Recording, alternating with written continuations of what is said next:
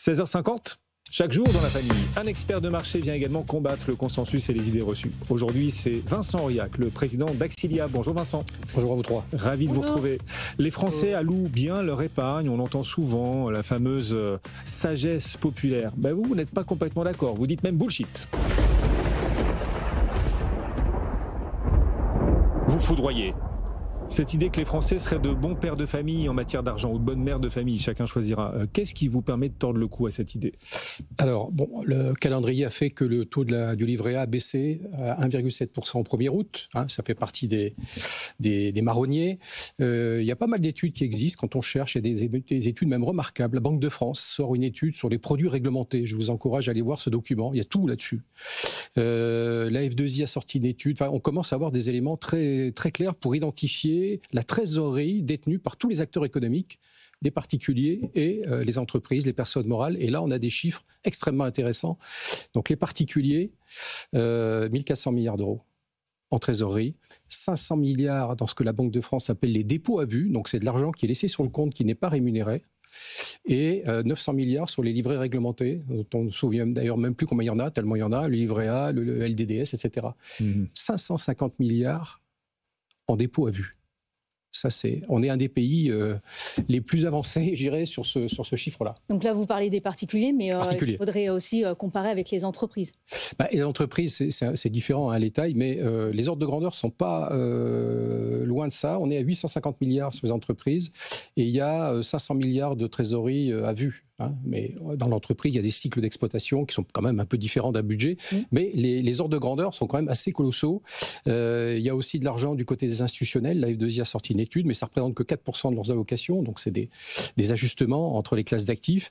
Et puis, j'ai trouvé également, à l'occasion de cette baisse du taux du livret A, que les associations avaient droit au livret A. Je ne savais pas. J'ai oublié. Une association peut déposer de l'argent sur un livret avec un plafond à 77 000 euros au lieu de 27 000. Et vous savez combien il y a d'argent sur ce livret A des associations ? 25 milliards d'euros. J'ai découvert le chiffre. 375 pour les particuliers, 25 pour les associations. C'est intéressant de comparer les particuliers, la gestion de leur épargne par les particuliers avec celle des entreprises et même des associations. Quels enseignements est-ce que vous en tirez ? Trop de placements défensifs, pas assez. Alors, on ne peut pas en vouloir complètement aux particuliers. L'argent des dépôts à vue n'est pas rémunéré en France. Donc, il faudrait connaître toutes les subtilités des SICAV monétaires, des comptes à terme, que tout le monde ne connaît pas. Et donc, il y a trop d'argent qui est resté à vue. Et il y a surtout, j'ai trouvé ce chiffre incroyable, il y a 200 milliards sur les livrets A, au-delà des plafonds, qui sont donc pleinement investis, qui ont même dépassé les plafonds avec les intérêts. 200 milliards d'euros. Il doit y avoir, je crois, 15 millions de livrets A. Donc, c'est de l'argent qui ne bouge pas, ça. Le livret A peut servir pour des besoins quotidiens, quand on a besoin d'argent. Tout cet argent qui est au-delà des plafonds est strictement... Donc ces 200 milliards-là, on se pose souvent la question, Guillaume, de comment on finance la transition. On entend que ça en ce moment. Monsieur Bayrou cherche de l'argent, tout le monde cherche de l'argent. Il y a 200 milliards d'euros dans des livrets qui ne bougent pas.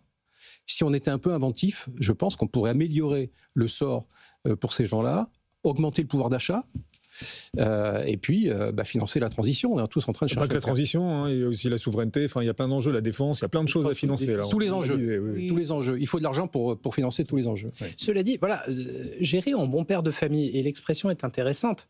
Le bon père de famille, il fait aussi en sorte que ça rapporte.